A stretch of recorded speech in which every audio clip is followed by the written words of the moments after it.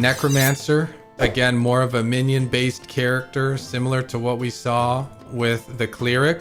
The Necromancer has 5 minions. Here's what it's got. The Gorgon Leash gives it this extra minion. This new recruit gives it an extra demon. The Necronomicon gives it a 40% health boost to the minions, so it's actually 80%. Because Necros, I think, get a 40% boost to begin with. So you basically double their starting health. And then this Wand of Decay is kind of cool. When winning a showdown against a minion, destroy that minion, take it out of the game, and absorb 100% of its health.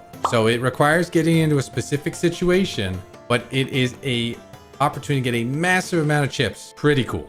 In terms of the spells the Necro can cast, it's got a fun one, Time of Madness. Burn the board and replace all 5 cards with the new ones. Lose a flip.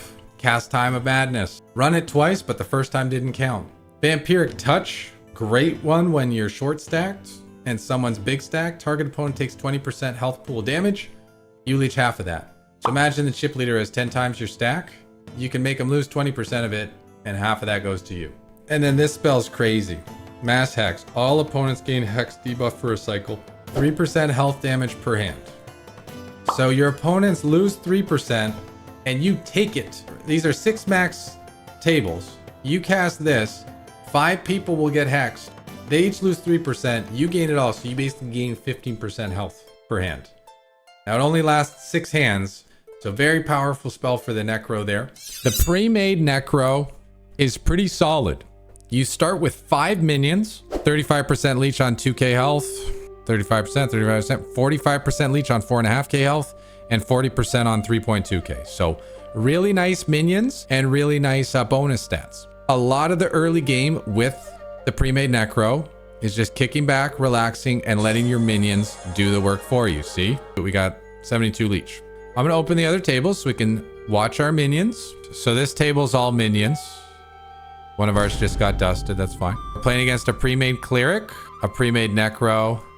So the combo that we will likely set up, go all in, cast Vampiric Touch to steal some health, so we're guaranteed to have health after the hand, and then hit him with Mass Hex so that we're leeching health for the next 6 hands after. So if we lose that pot, we have 6 hands to build it back up, and if we win that pot, we have six hands to pad the stats. Or a piece of equipment is called Wand of Decay, one-time use.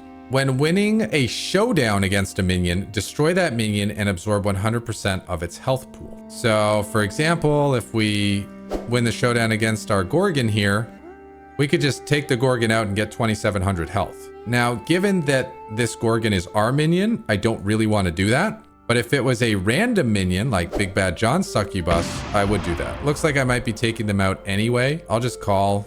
Maybe we can play for not all the chips on the river, but we're not folding. Cool. So they found that bottom of the range semi-bluff. We win the pot, but we keep our Gorgon around. Ideally, we don't want to destroy our minions if we don't have to. So that's why I didn't go for full value on the turn. But if it was a random minion, someone else's minion, I would have been jamming that turn all day long.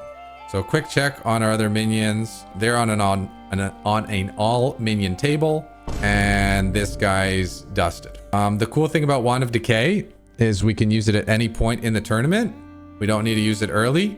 This can be really good for a late game, but we see that there's 5 minions here, another 2 here, 2 more here. Like, there are a lot of minions in this tournament.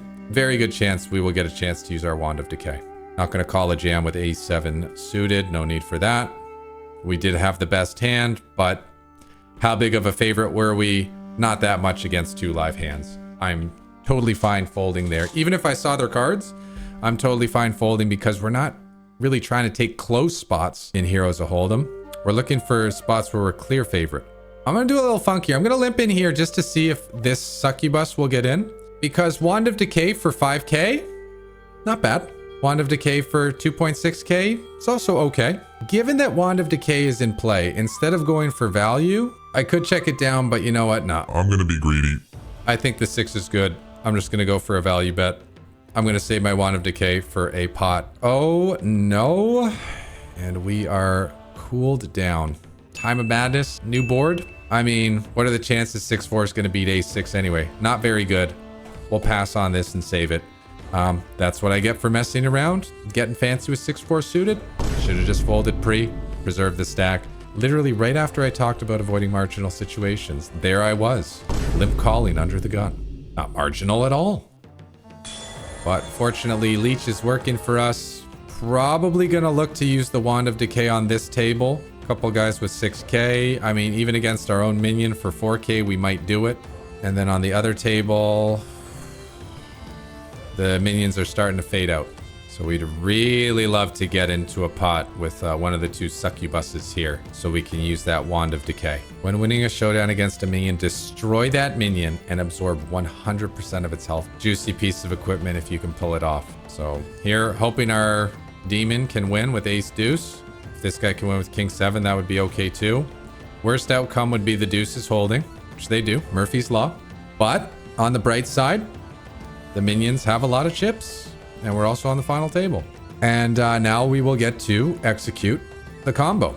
Props to Big Bad John for destroying the entire field. Wow, actually plays. Succubus gets the hit.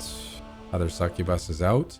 And since it's just us and John and his minion, we're actually guaranteed to get in the top 2. So we're guaranteed to be in the money, which is nice. So now we're just playing to see if we can win the whole thing. We are calling to get to the pre-flop ability phase. We're gonna cast Vampiric Touch, hit Big Bad John for 20%, and take 10 of that, so we get 3k, unless he uses Sanctuary to block us. He does. I should have thought of that before I cast it. Now I'm gonna Mass Hex I have to use pre-flop. I did it backwards. You're supposed to do Mass Hex first pre-flop and then Vampiric Touch on the flop. I totally botched that.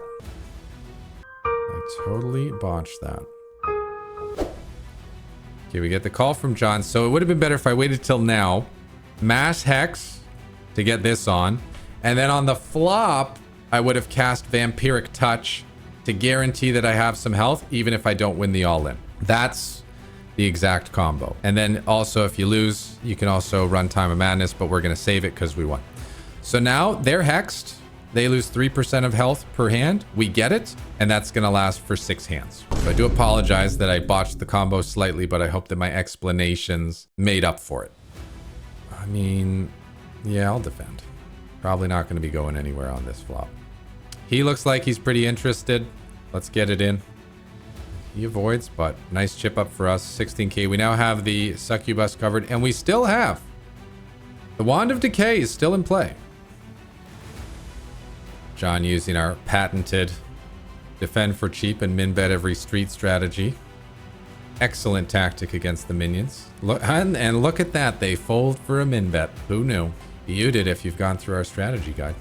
We got 2 more hands of Hex. So we're hoping for the 7-3 suited to win. Not really expecting it will. So we're not going to get to use the Wand of Decay. Sadly.